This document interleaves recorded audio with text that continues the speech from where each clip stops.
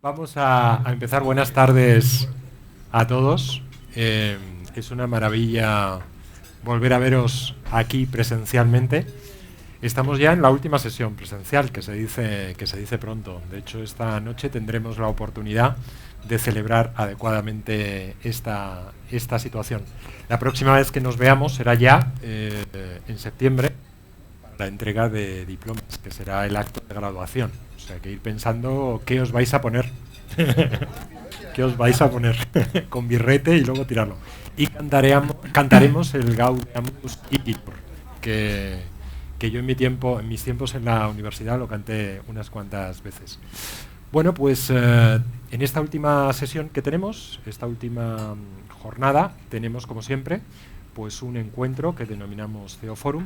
Hoy la verdad es que con un invitado muy especial. Yo siempre os digo lo mismo, que nuestros invitados siempre sorprenden y creo que hasta ahora hemos ido cumpliendo, ¿no?, esas expectativas y esas promesas. Hoy, precisamente por el hecho de que estamos en la última sesión presencial de esta Escuela de Liderazgo y Buen Gobierno, con los miembros de las juntas de gobierno de los colegios de abogados, vamos a hablar de un concepto, bueno, no sé si transgresor, pero que desde luego nos preocupa a todos. No sé si a nivel corporativo, pero desde luego a nivel personal seguro. Vamos a hablar de felicidad, que es un reto, ¿no? Pero antes de entrar en este punto, y mientras nos ajustan el sonido, porque yo creo que retumba un poco, ¿no? Sí. ¿O no? Por lo menos desde aquí. ¿Sí? ¿Se oye bien? Fenomenal. Pues entonces es solo una experiencia mía. Os decía, antes de entrar a hablar de felicidad, vamos a hablar de algunos proyectos. Os presento a nuestro invitado de hoy. Él se llama Jaume Gurt, viene de Barcelona. Es actualmente el director general de Videocation. Videocation es una plataforma de contenidos formativos. En algún momento he escuchado a alguien decir que Videocation es como el Spotify de los contenidos formativos. Lo del Spotify creo que viene no solo porque la propuesta de valor se parece mucho en términos de usabilidad y en términos de amplitud de oferta, sino también por el hecho de que viene de un país cercano, ¿no? Spotify nació en Suecia, si mal no recuerdo.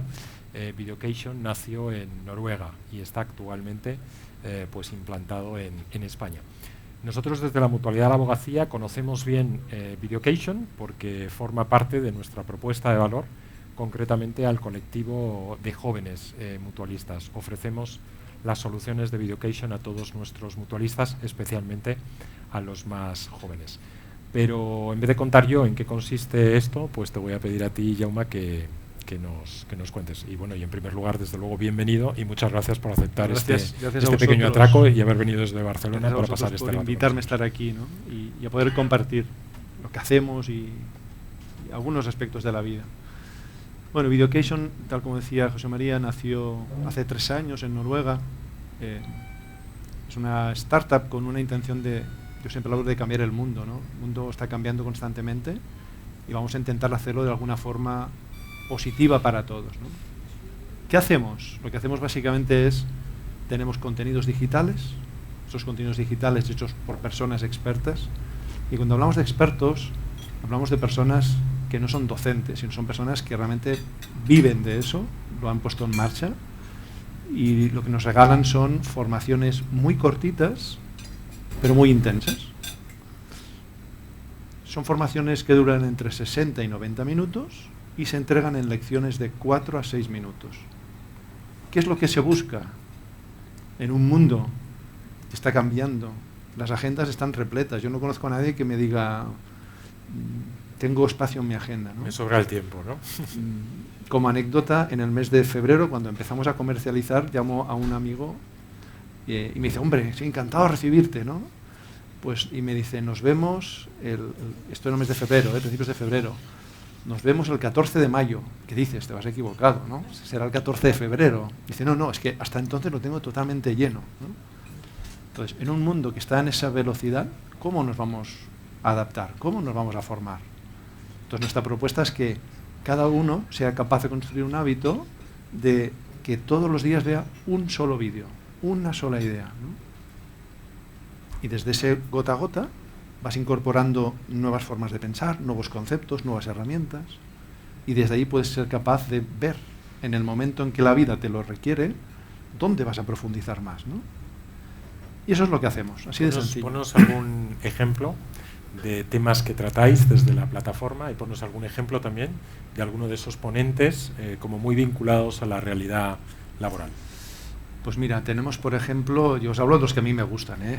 Hay muchos, ahora tenemos 120 cursos distintos, cada semana suben entre 3 y 5 cursos nuevos porque el conocimiento se tiene que ir expandiendo. Entonces, ¿a quién tenemos? Pues mira, tenemos por ejemplo a Simon Dolan. Simon Dolan es una de las personas que en España lidera todo el tema de liderazgo por valores, ¿no? Organizaciones con valores desde la práctica, ¿no? Es un señor que ya hablaba de los valores a finales del 98, si no recuerdo mal, publicó su primer libro, ¿no? Ya tiene una trayectoria inmensa en eso, ¿no? Acompañando y haciendo consultoría en grandes corporaciones para ver cómo se implantan los valores, cómo se hace una organización desde otro lugar, ¿no? Tenemos con nosotros, por ejemplo, a Margarita Álvarez. Margarita Álvarez estuvo liderando durante muchos años el Instituto de la Felicidad de Coca-Cola y fue una iniciativa que empezó a cambiar la percepción de lo que podía ser el mundo empresarial, ¿no? Ella nos habla sobre justamente de esto, de la felicidad en la empresa, ¿no? Cómo hacerlo, ¿no? Cómo construirlo, ¿no? Tenemos personas como, por ejemplo, Alex Ballarín, que es una persona experta en temas de agilidad. Seguro que habéis oído hablar de la agilidad, ¿no? Entonces, la agilidad nació en el entorno tecnológico, pero se está llevando a cabo a través de cualquier organización y cualquier tipo de estructura, ¿no? Se habla de liderazgo ágil, se habla de liderazgo en los recursos humanos, se habla de agilidad en las ventas. O sea, es un concepto que se adapta muy bien al mundo actual, ¿no? Porque se declina además en determinadas metodologías que te permiten...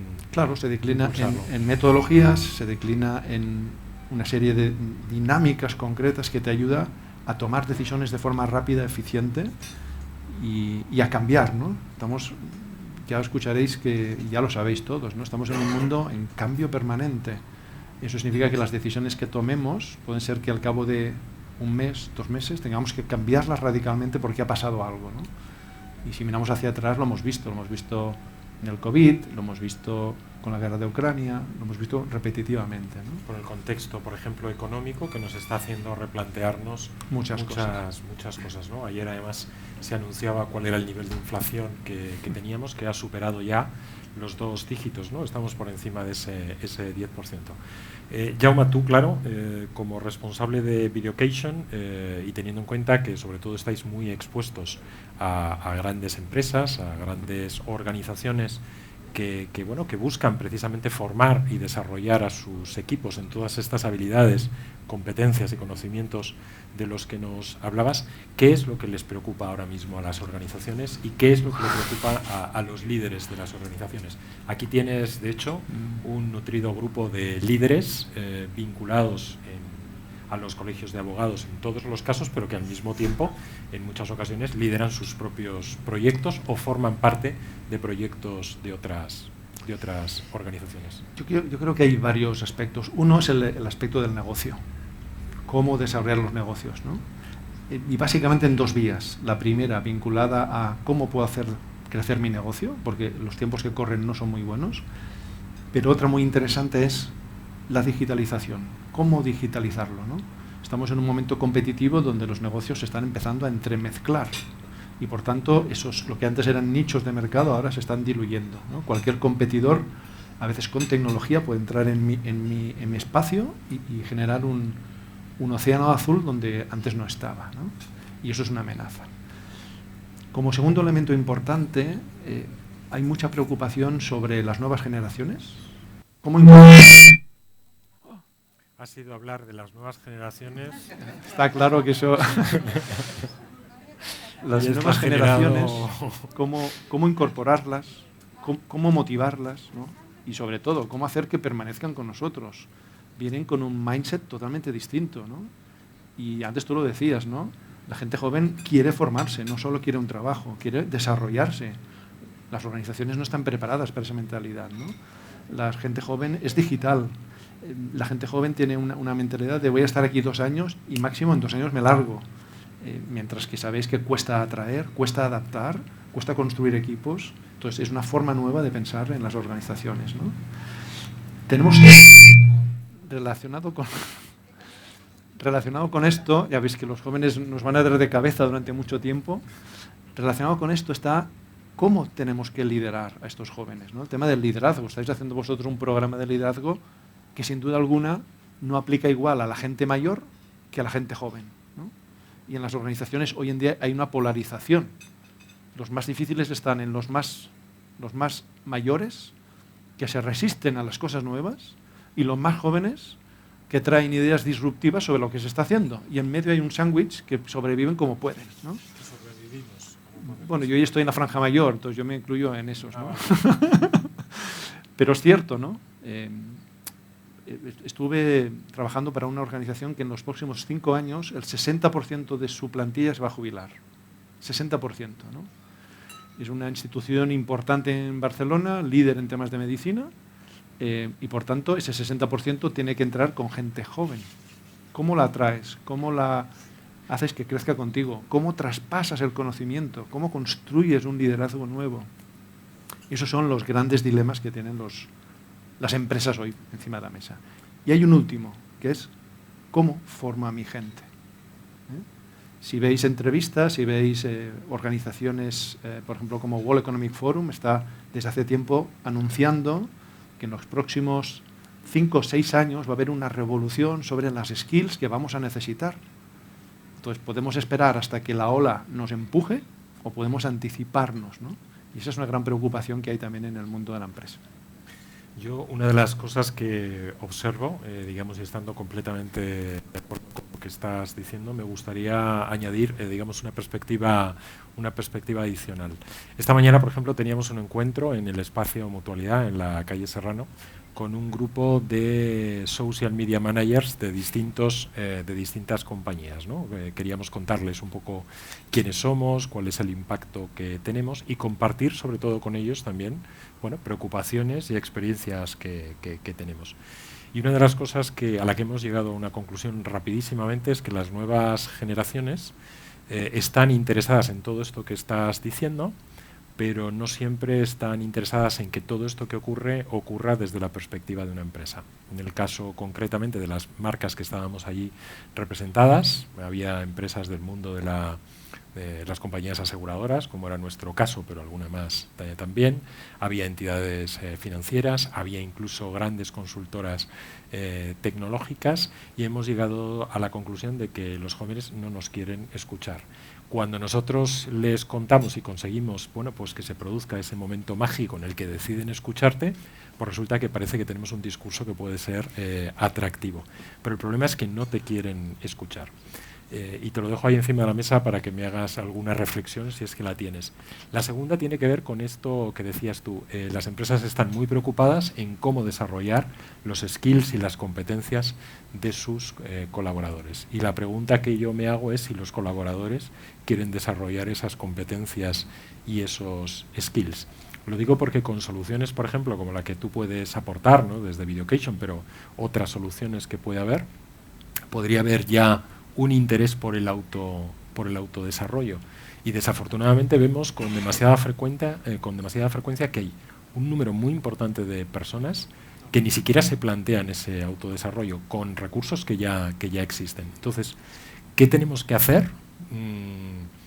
Primero, para que nos escuchen los que queremos que nos escuchen, y para que exista en las personas que ya están dentro de las organizaciones ese interés por el autodesarrollo. Es decir, lo ideal sería que la empresa no fuera capaz de dar abasto con todas las necesidades que te trasladan los profesionales. Y la realidad de las organizaciones es que ponen un montón de recursos que luego no se utilizan. ¿Qué ocurre con todo esto? Vamos a hacer dos vías. La primera, ¿no?, con la gente joven. La gente joven lo primero que necesitamos... Gente joven, es que... Aquí está pasando algo.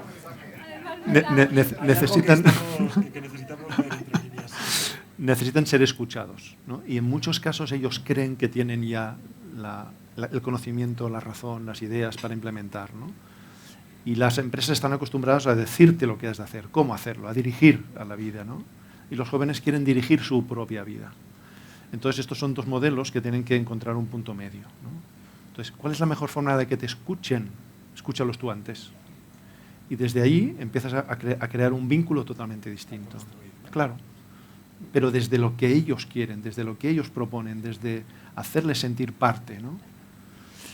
Sobre la segunda, es cierto, ¿no? Cualquier herramienta como la nuestra, cuando se implanta, apenas un 20%, entre un 10 y un 20%, terminarán usando la herramienta si solo se la dejamos encima de la mesa, ¿no?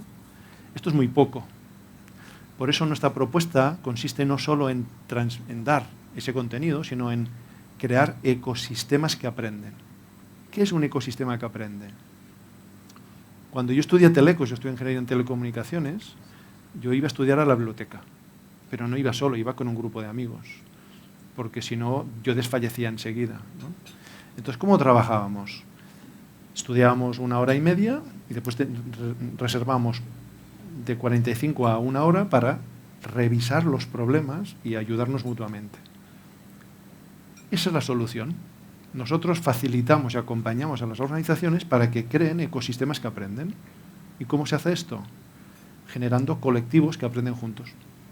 Cuando haces un club, esos van a aprender. Y entonces tienes que decidir cómo los unes, cómo generas esos espacios para dialogar, para discutir sobre las ideas, para enfrentar distintas posiciones, ¿no? Entonces, ese es el único camino que nuestra experiencia en Noruega nos dice que si somos capaces de crear esos ecosistemas, de forma orgánica pasamos de este 20% a entre el 50 y el 65%. Ya es mucho, ¿no? Que tengas el 65% de tu organización aprendiendo constantemente, va a empezar a influir, va a empezar a generar cambio, ¿no? Claro. Te hacía esta pregunta, Jaume, porque uno de los grandes retos que tienen precisamente los colegios de abogados y en general los colegios profesionales es ser relevante para sus colegiados, ¿no? Más allá digamos, de la necesidad que existe en algún caso de estar colegiado para poder ejercer, ¿no? Y en muchas ocasiones personas que están aquí hoy con nosotros, pero también de otros grupos, nos dicen, no, sí, la oferta por ejemplo, de formación que tenemos es espectacular, pero claro, no siempre se llena. Pero cambiemos de tema porque no tenemos mucho tiempo y hay una parte de tu biografía y de tus intereses personales que me interesaría mucho trabajar o desarrollar ahora. Bueno, Jaume, antes de ser el responsable de Videocation, fue durante bastante tiempo director general de una marca por todos conocida, Infojobs. Durante aquel tiempo en el que dirigiste Infojobs, pues tuviste tiempo, parece ser, para poder para poder escribir un libro, que es el que tenéis todos encima de la mesa, que tiene, bueno, pues un título realmente sugerente, ¿no? Que es Diseña tu futuro.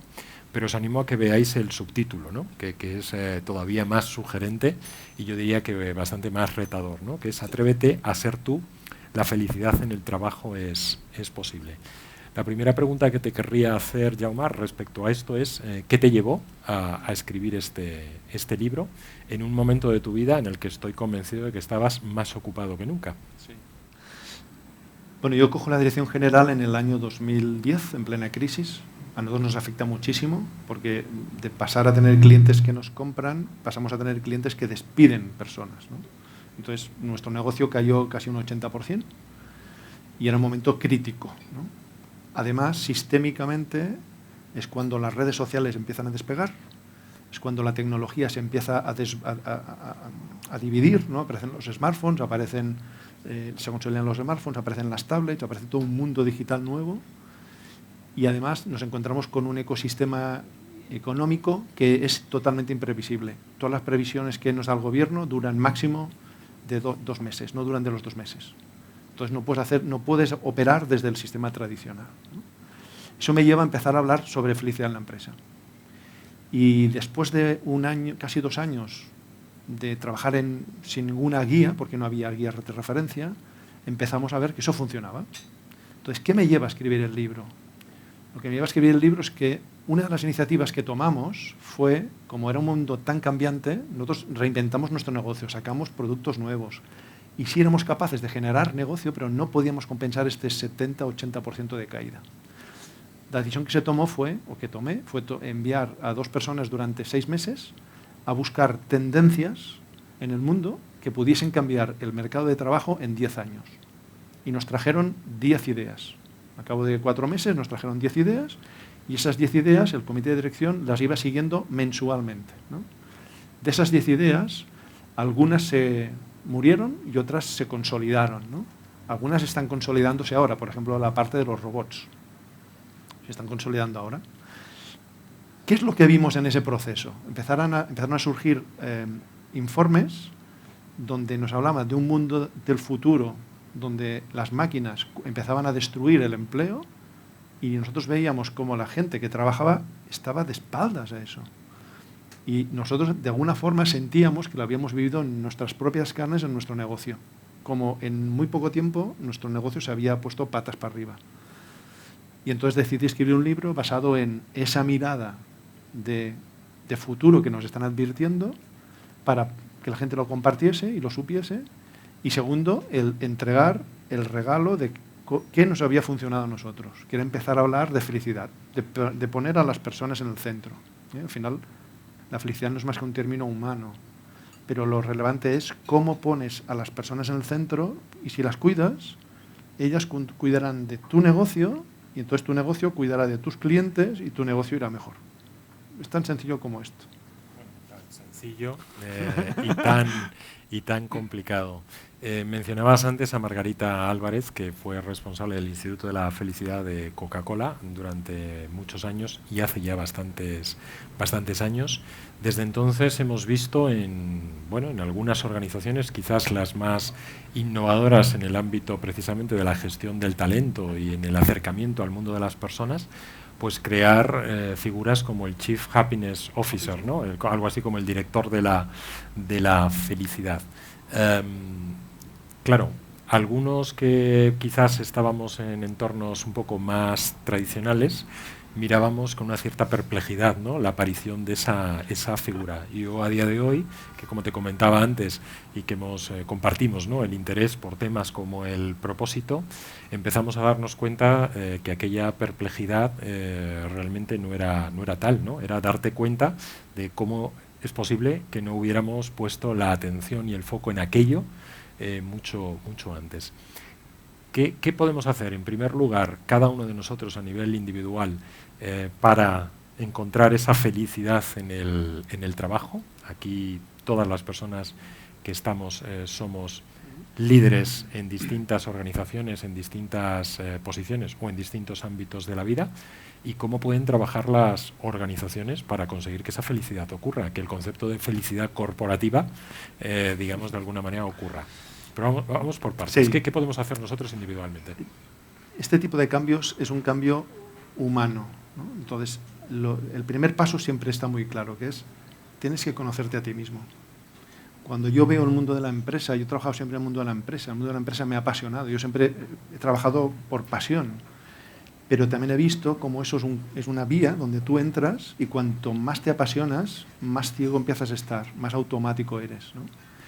Y puede que llegues a un momento donde eso que parece que te hace feliz, en el fondo no te hace feliz, simplemente es la ruta inercia, automática. ¿no? La inercia. Exactamente, ¿no? Entonces, el primer paso, saber quién eres, qué te gusta, preguntarte cosas, ¿no? Nos preguntamos muchas cosas sobre negocio, pero no nos preguntamos sobre nosotros mismos muchas veces, ¿no? Saber cuál es el precio que estamos pagando por ser exitosos, ¿no? Yo si miro hacia atrás, pues seguramente haría cosas muy distintas, ¿no? Me perdí, por ejemplo, los primeros años de mi hijo. Me perdí una serie de cosas que si hoy volviese a caminar lo haría de otra manera. Entonces, esa conciencia tiene que emerger. Solo desde ahí puedes empezar a decidir qué quieres cambiar. El segundo elemento es el empezar a creer, a mirar, ¿no? O sea, cuando yo decido hablar de felicidad, ¿por qué sucede esto? Porque nuestro mundo ideal, Infojobs, cuando yo cogí Infojobs en el año 2002, éramos 22 personas y en 6 años pasamos de 22 a 300 personas y 40 personas en Italia. Entonces fue una empresa que aprendió a ir solo con vientos a favor, con una facturación de más de 60 millones de euros, ¿no? Y un día de golpe el porrazo, el mundo se hunde y nuestro negocio cae en picado, ¿no? ¿Cómo se sentían las personas que estaban dentro? Perdidas. No habían aprendido a trabajar contra el corriente, no tenían referencias, no sabían qué hacer. Entonces, o éramos capaces de cuidarlas, o esta gente se iba. Y si perdíamos el valor de las personas, nuestra compañía en el fondo iba a terminar sufriendo. Entonces, lo que a mí se me ocurrió fue, voy a cuidarlas, ¿eh? Voy a dedicarme a ellas. Y surgieron muchísimos momentos preciosos, ¿no? Y os voy a dar una anécdota, ¿no? Neus es una chica que trabaja con nosotros. Y un día viene y me dice, mira, mi madre se está muriendo, ¿no? Tiene un cáncer. Os hablo del año 2012. En ese momento no había el concepto de teletrabajo. Se está muriendo. Neus, ¿qué necesitas? ¿No? El primer concepto es que puede venir alguien al director general y decirle, me pasa esto. Me gustaría estar con mi madre, pero tenemos mucho trabajo. ¿Qué necesitas, Neus? Pues poder trabajar desde casa, concedido. Algo tan sencillo como este, cuando no hay una política, te está diciendo a las personas, las miras unas por una, te escuchan y además le estás dando para después recibir, ¿eh? Cuando Neus terminó todo ese proceso, Neus nos trajo un día una carta de su padre, incluso vino el padre, porque quería entregármela en mano, agradeciéndome el que le hubiese dado ese espacio. ¿Cómo creéis que tenemos a Neus en ese momento con nosotros? ¿Necesitamos pagarle más salario para que se quede? No, porque ella se siente vinculada. Esa es la magia de la felicidad. Lo que pasa es que nos han acostumbrado a que las empresas se mueven por salario. Y cuanto más te pago, más te retengo. A mí me chocó mucho, yo tuve una pareja durante 3 años que trabajaba en el tercer sector. Yo en ese momento era director general, no, era director comercial, tenía un sueldo astronómico y me dijo una frase que me impactó, me dice, tú estás atrapado en la empresa, el ordenador es de la empresa, el móvil es de la empresa, el coche que tienes es de la empresa, la tarjeta de crédito que tienes es de la empresa. ¿Dónde está tu vida? Y pensé, joder, era verdad, ¿no? Me están comprando. Entonces, y esto lo hemos visto, hay sectores como el tecnológico, donde yo trabajé muchos años, que por temas inflacionistas de talento, los salarios se dispararon. Ahora mismo los programadores, no sé si tenéis programadores, fijaos, los jóvenes, los programadores, ¿no? Hacen lo que quieren, ¿no? Nosotros tenemos empresas que los programadores están en Honolulu trabajando porque si no, no tienen programadores, ¿no? Claro, no han vinculado el espíritu de la persona con la compañía. Y esto solo se puede hacer cuando haces cosas humanas. Esa es la felicidad. Esa es la otra mirada. Y eso no quita, pensad que yo vengo de negocio, ¿eh? Yo he desarrollado mi carrera haciendo negocios.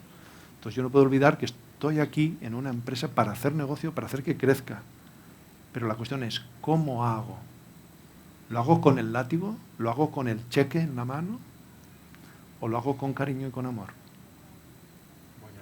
Buena pregunta. Hablabas de la autoconciencia como un elemento clave, ¿no? A la hora de, lógicamente, ser capaz de encontrar tu camino, tu propósito, tu felicidad. El otro día, haciendo un taller de propósito, precisamente con las últimas incorporaciones, las últimas personas que se han incorporado recientemente en la mutualidad de la abogacía, bueno, pues tuvimos un momento, pues francamente muy interesante, ¿no? Intentando trabajar en el propósito. Y una persona, bueno, pues de cierto nivel, que decía, yo es que en el fondo sé que no tengo definido mi propósito porque tengo la impresión de que si acabo de definirlo voy a tener que tomar muchas decisiones para las que no estoy muy seguro, ¿no? de estar preparada, muy segura de estar preparada. Bueno, yo creo que esa es una bonita reflexión para que nos hagamos todos los que estamos aquí, porque estoy seguro de que alguna vez lo hemos pensado. Otra cosa distinta es que hayamos sido capaces de aterrizarlo y luego ser coherentes y consecuentes, ¿no? Eso es como los niños, ¿no? Que dices, hacen así y dicen, ¿dónde estoy? Estoy escondido, ¿no? Hace un mes comía con la directora de recursos humanos de una empresa importante en España y me hablaba de esto. Me decía, mira, yo me doy cuenta que no quiero seguir aquí. Y entonces me decía, ¿me puedes ayudar a encontrar una empresa donde las personas sean importantes? Dice, porque no sé dónde buscarlas, ¿no? Y dije, bueno, pues pues yo conozco algunas, ¿no?, con las que he trabajado, porque me he dedicado a esto durante mis últimos 5 años. Le dije, voy a intentar buscarte más, ¿no? Entonces empecé a buscar y hice un post, ¿no?, donde pedía al mundo que me ayudasen a encontrar empresas con alma, ¿no? Empresas que ponen a las personas en el centro, porque esta mujer no sabía dónde buscarla. Si conocéis de alguna, por favor, enviádmela, porque mi objetivo es tener 100, pero 100 no de nombre, ¿no? No el Banco Santander, que es un best places to work, ¿no? Porque cuando ves las entrañas, eso es puro marketing, eso no es. Nos hemos equivocado, hemos pervertido también ese concepto. Estamos buscando empresas que sean con alma de verdad, ¿no? Entonces, mi objetivo es tener 100. Cuando tenga 100, ya tengo un periodista que quiere publicar la lista, pero es que no llego. Todavía te quedan. Aún me quedan. Bueno, pues seguro que entre todos te podemos ayudar a incrementar en esta lista. Para terminar esta entrevista, Jaume, te pediría un consejo, solo uno. Insisto, estamos frente a un colectivo, un grupo de líderes que tienen alto impacto, bien en los colegios de abogados, bien en otras organizaciones que, como digo, pueden dirigir o de las que forman parte. ¿Qué pueden hacer ellos? ¿Qué podemos hacer nosotros para que haya más organizaciones con alma? Yo siempre digo que para que las cosas cambien, tienes que ser tú el que cambie, ¿no? Si tú, antes te lo decía, si tú quieres que te escuchen los jóvenes, tienes que escucharlos antes. Si tú quieres construir una organización donde se mueva por la confianza, antes la has de entregar tú como director general, si no, no te la darán, ¿no? Entonces, si vosotros queréis promover esas empresas con alma, con felicidad, donde las personas tienen un papel distinto, tenéis que empezar por vosotros mismos. Haced ese análisis que decía, ¿no? ¿Cuál es vuestro propósito? ¿Para qué estáis aquí? ¿Para ganar dinero? ¿Para ser más famosos? ¿Para tener más poder? ¿Qué es lo que os llena en el fondo? ¿No? ¿Cuáles son vuestros vacíos? ¿Qué es aquello que anheláis y no tenéis? Entonces, primero, empezad por vosotros, conoceros, y empezad a ser vosotros mismos. Desde ahí, las cosas fluyen, ¿no? Estamos en un mundo ya no VUCA, sino BANI, ¿no? Ese mundo BANI cada vez es más indefinido, más imprevisible, y eso significa algo muy poderoso, y es que tal como nos hemos movido en el mundo de la empresa, analizando las cosas y teniéndolas controladas, ya no sirve, ya no funciona. Eso no significa que no tengamos que hacerlo, porque estamos en un momento de transición y tenemos que imaginar todavía con datos, pero tenemos que desarrollar nuestra intuición, ¿no? Esa otra parte que la hemos escondido, ¿no? Las emociones, la intuición.